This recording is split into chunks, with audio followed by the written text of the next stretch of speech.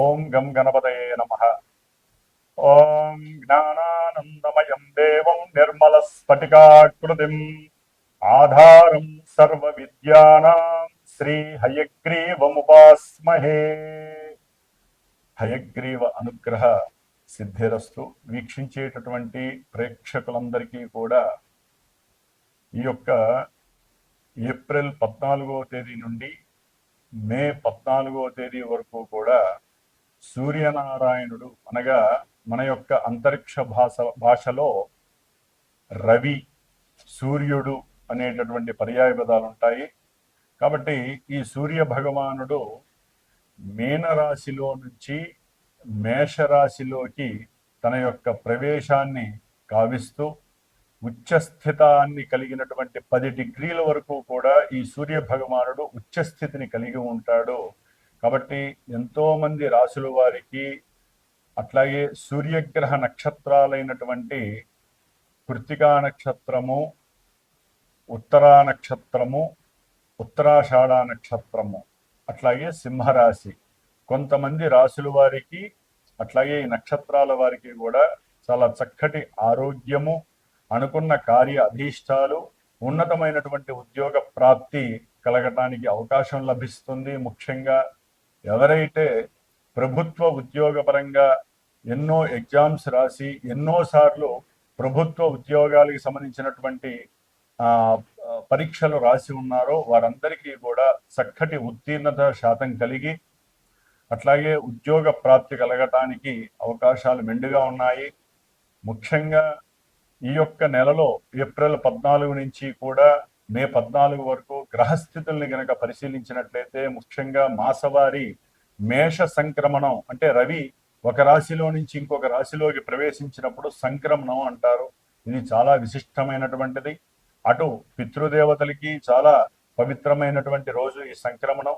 అట్లాగే ఈ యొక్క సూర్య భగవానుడు నెలకి కరెక్ట్గా ఒక్కొక్క డిగ్రీ చొప్పున రోజుకి 30 డిగ్రీలు కూడా పరిభ్రమిస్తూ 30 రోజుల్లో ఆయన మారేటటువంటి నక్షత్రాలని బట్టి వారి జాతక చక్రంలో ఎవరైతే రాసులు చూసుకుంటున్నారో వారి యొక్క జాతక చక్రంలో నడిచేటటువంటి దశలు, అంతర్దశలు, విదశల్ని బట్టి వారి యొక్క జన్మలగ్నాన్ని బట్టి ఈ సూర్య భగవానుడు ఎక్కడ ఉంటాడో ఆ యొక్క ఫలితాలని మనకి ఇప్పుడు ప్రసాదిస్తూ ఉంటాడు. మంచి కావచ్చు, చెడు కావచ్చు.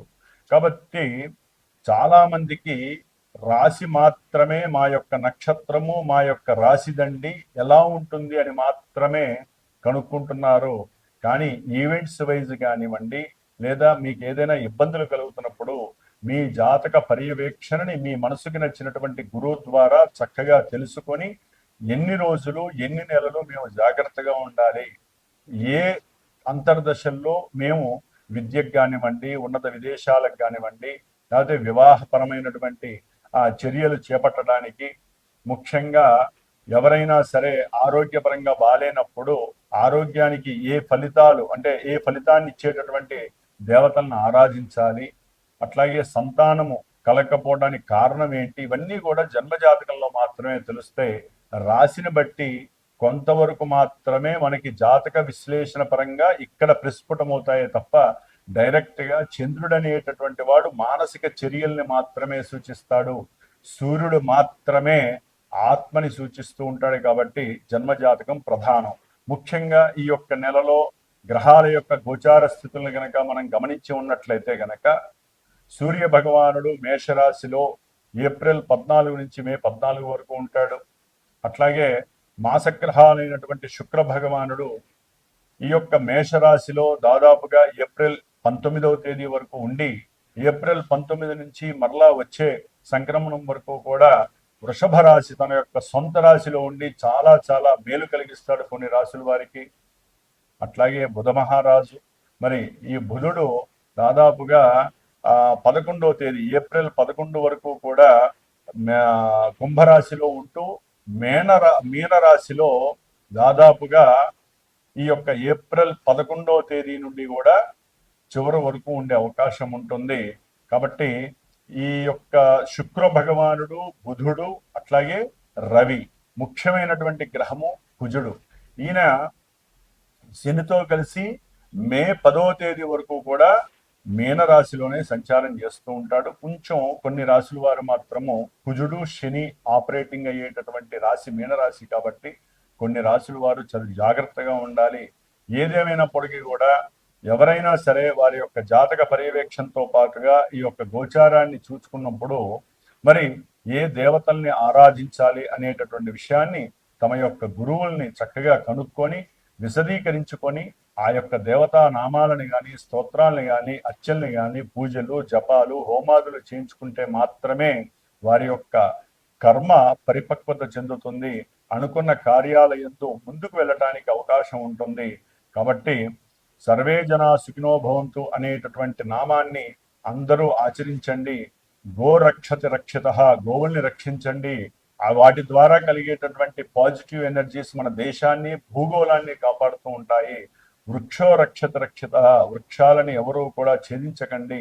వృక్షాలని సాధ్యమైనంత వరకు పెంపొందించుకోండి. ఎందుకంటే ఒక్కొక్కరి యొక్క జన్మ నక్షత్రాన్ని బట్టి ఒక్కొక్క వృక్షము ఉంటుంది, రాశుల్ని బట్టి వృక్షం ఉంటుంది. కాబట్టి ఆ వృక్షాలని పెంచితే గనక వారి యొక్క ఆయురారోగ్యాలు బాగుంటాయి. ఇట్లా ఎన్నో విషయాలు మన యొక్క జ్యోతిష్య శాస్త్రంలో నిక్షిప్తమై ఉన్నాయి. కాబట్టి మరి మేషరాశి నుంచి మీనరాశి వరకు, అట్లాగే అశ్విని నక్షత్రం నుంచి రేవతి నక్షత్రం వరకు ఎవరికి ఈ మాసాంతము సూర్య సంక్రమణం వలన మేషరాశిలో సంక్రమించినటువంటి ఈ యొక్క సూర్య సంక్రమణం వలన ఈ 4 గ్రహాలతో పాటుగా కుజుడు అట్లాగే గురుడు మిథున రాశిలోనే ఉంటాడు.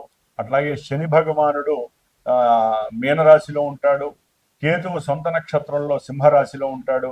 రాహువు కుంభరాశిలో సొంత నక్షత్రంలో ఉంటూ కూడా వారు చేసే విన్యాసాలు, వారిచ్చే ఫలితాలను మనం ఇప్పుడు తెలుసుకుందాం. ఓం శ్రీమాత్.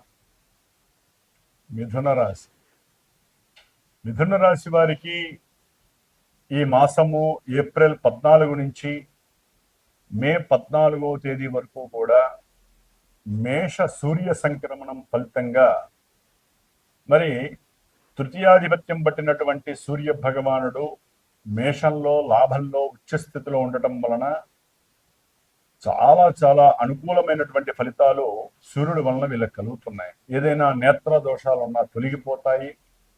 ఎవరికైనా సరే ప్రభుత్వ పరమైనటువంటి సమస్యలు ఉన్నా అవన్నీ కూడా చక్కగా మీకు అనుకూలవంతం అవుతాయి. ఏదైనా సరే ఉద్యోగరీత్యా ఇంటర్వ్యూలకు వెళ్ళాలన్నా, వీసాలు అప్లై చేసుకోవాలన్నా, అంటే విదేశాలకు సంబంధించి గవర్నమెంట్ వాళ్ళతో ఏ రకమైనటువంటి వ్రాతపూర్వకమైనటువంటి మాట సహకారం కానీ ఇవి ఏదైనా సరే చక్కగా శీఘ్రంగా అయిపోయే పరిస్థితి మిథున రాశి వారికి సూర్య భగవానుడు ఇస్తున్నాడు. ఏదైనా సరే అమ్మకాలకి సంబంధించి లేదా ఎవరితోనైనా సరే గవర్నమెంట్ జాబ్ వాళ్ళతో కానీ పొలిటీషియన్స్తో మీకు సంబంధించిన సంతానపరమైనటువంటి అనుకూల ఫలితాల విషయంలో కానివ్వండి, లేకపోతే ఏదైనా సరే మీ వ్యాపారానికి సంబంధించిన విషయాల్లో కానివ్వండి, ప్రోగ్రెసివ్గా ముందుకు వెళ్ళాలంటే మరి కొంతమంది పొలిటీషియన్స్తో సంబంధాలు ఉన్నటువంటి ఉంటాయి. వాళ్ళతో మీరు మాట్లాడేటటువంటి సమయం ఆసన్నమైంది. ఏది మాట్లాడినా సక్సెస్ అనేటటువంటిది కలుగుతుంది సూర్య భగవానుడు వలన. ముఖ్యంగా తండ్రి గారి యొక్క ప్రోత్సాహకము సహకారము మీకు లక్ష్యాన్ని ఛేదించేటటువంటి ఫలితాలను ఇస్తుంది. ఎందుకంటే తండ్రి జీవకారకుడు. తండ్రి ఇచ్చేటటువంటి సలహాలన్నీ కూడా ఈ మిథున రాశి వారికి చాలా అత్యద్భుతమైనటువంటి ప్రోత్సాహకరమైనటువంటి విషయాల యందు ముందుకు తోసే పరిస్థితి. వారి యొక్క సహాయ సహకారాలు మీకు చాలా, అంటే జీవితంలో ఒక అడుగు ముందుకు వేసేటటువంటి పరిస్థితి మీకు ఆసన్నమైందనిగా భావించాలి. మీ జన్మజాతకంలో గనక సరైనటువంటి దశలు అంతర్దశలు జరుగుతున్నట్లయితే. కాబట్టి తప్పకుండా మీరు చేసే ఇంటర్వ్యూలలో ఉద్యోగ లాభం కలగడానికి అవకాశం ఉంది. మిథున రాశి వారు సూర్యగ్రహ అనుగ్రహం వలన చేసేటటువంటి ప్రయాణాల యందు అభీష్ట సిద్ధి కలుగుతుంది. చెయ్యాలనే కోరిక కలుగుతుంది. కంపల్సరీ ధైర్యంతో మీరు సరైనటువంటి నిర్ణయాలు కనుక మీరు తీసుకున్నట్లయితే అదే నిర్ణయము ధైర్యము మీకు సాహసోపేతమైనటువంటి అనుకూలమైనటువంటి లక్ష్మీ కటాక్షాన్ని కూడా ఇస్తుంది మిథున రాశి వారికి. కాబట్టి మిథున రాశి వారు జన్మరాశిలో ఉన్నటువంటి గురుగ్రహ దోషము అనేటటువంటిది కాస్త మీకు భార్యాభర్తల మధ్య కాస్త సంఘటనల విషయంలో అనుకూలమైనటువంటి వాగ్వాదనలు ఉండవు.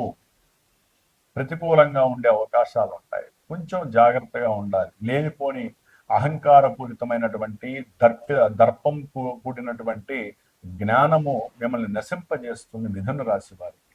కాబట్టి భార్యాభర్తల్లో ఎవరైనా సరే మిథున రాశి వారి కనుక ఉన్నట్లయితే ఆలోచించి చాలా జాగ్రత్తగా 1-4 సార్లు దాన్ని ఫిల్టర్ చేసుకొని మీ యొక్క భార్యతోనో లేకపోతే మీ భర్తతో మీ మనసులో ఉన్నటువంటి ఆలోచనలు, అది ఉద్యోగపరంగా కావచ్చు, వ్యాపార పరంగా కావచ్చు, వ్యాపారాన్ని వృద్ధి చేసే క్రమంలో కావచ్చు, సంతానపరమైన విషయంలో కావచ్చు, సంతానానికి ఏదైనా ధనం పంపించే విషయంలో కావచ్చు, వారిని విదేశాలకి చదువు రూపంగా పంపించే విషయంలో కావచ్చు, మీకున్నటువంటి కోర్టు వ్యవహారాల విషయంలో తండ్రితో మాట్లాడాలన్నా, ఇట్లా మల్టిపుల్గా ఏదైనా సరే నిర్ణయాలు తీసుకునేటటువంటి వ్యవహారంలో మీకు కొంచెం ప్రతికూలమైనటువంటి పరిస్థితులు గురువు వలన కనిపిస్తున్నాయి.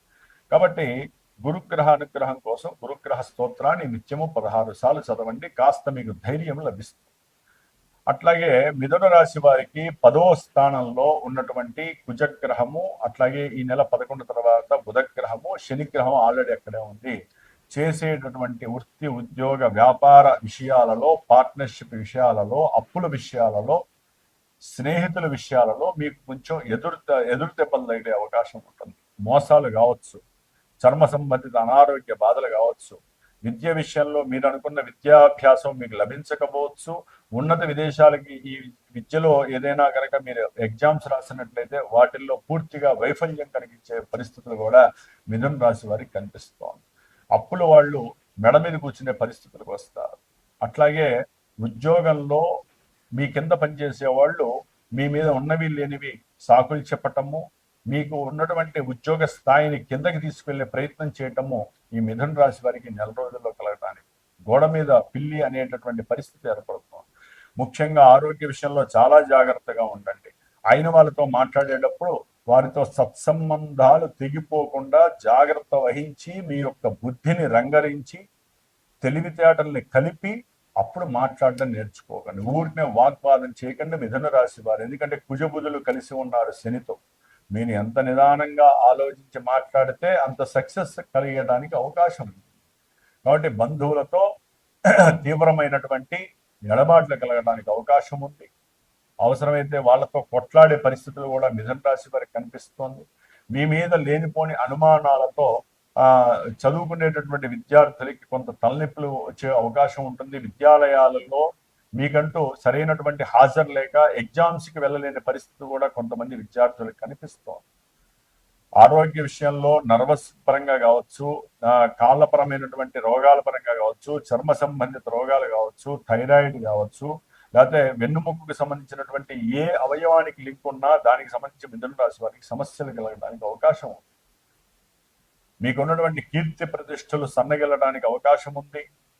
అట్లాగే ఉద్యోగంలో ఏదైనా సరే పతనమయ్యేటటువంటి పరిస్థితులు కనిపిస్తున్నాయి. అట్లాగే భాగ్యంలో ఉన్నటువంటి రాహు వృధా ప్రయాణాలను సూచిస్తున్నాడు, తండ్రితో గొడవల్ని సూచిస్తున్నాడు. తృతీయంలో ఉన్నటువంటి కేతువు చేసేటటువంటి ప్రతి కార్యక్రమంలో ఆలోచన పరంగా చేసినట్లయితే గణపతి అనుగ్రహంతో మీకు సక్సెస్ లభిస్తుంది.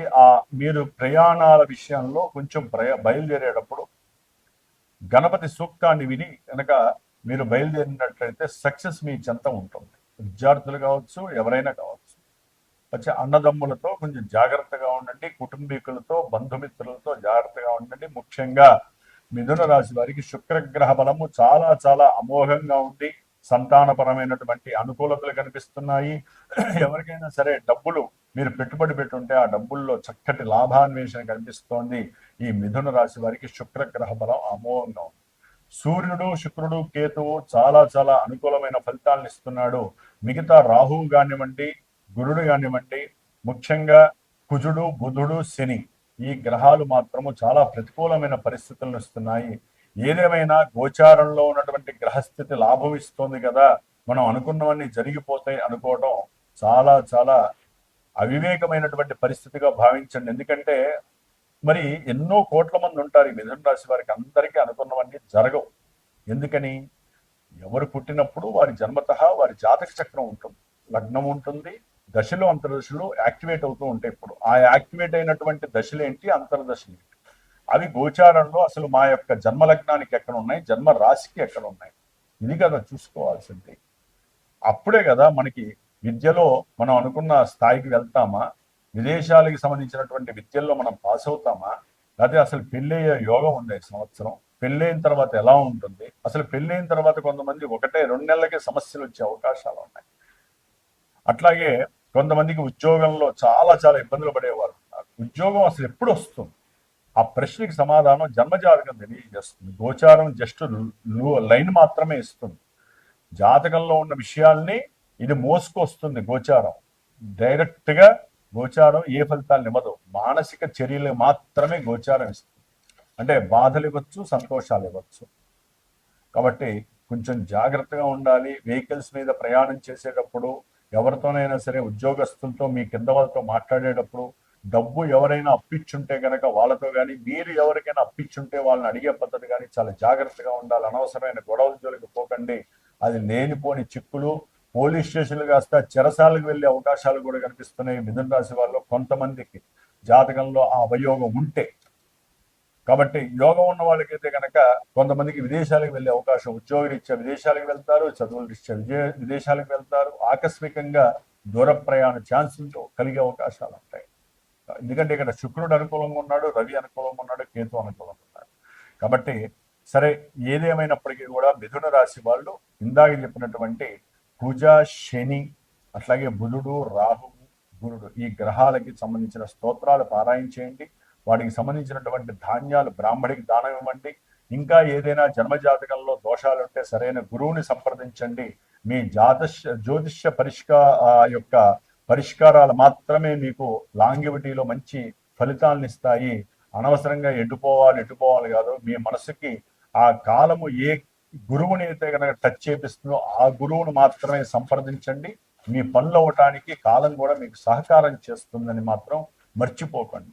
ఏదైనా సరే వ్యాపారం ఏం చేయాలన్నా, వ్యాపారంలో భాగస్వాముల మధ్య ఏదైనా తేడాలు వచ్చినా తప్పకుండా గురువుని సంప్రదించండి. దానికి తగ్గ పరిష్కారాన్ని ఆచరిస్తే కనుక మీకున్నటువంటి సమస్యలు కొన్ని తొలగిపోతాయి. మీ సాధన మీకు ఉండాలి, గురువుల ద్వారా వచ్చినటువంటి మంత్రోపదేశ సాధన కూడా మీకు ఉండాలి. ఓం గం గణపతయే నమో నమః.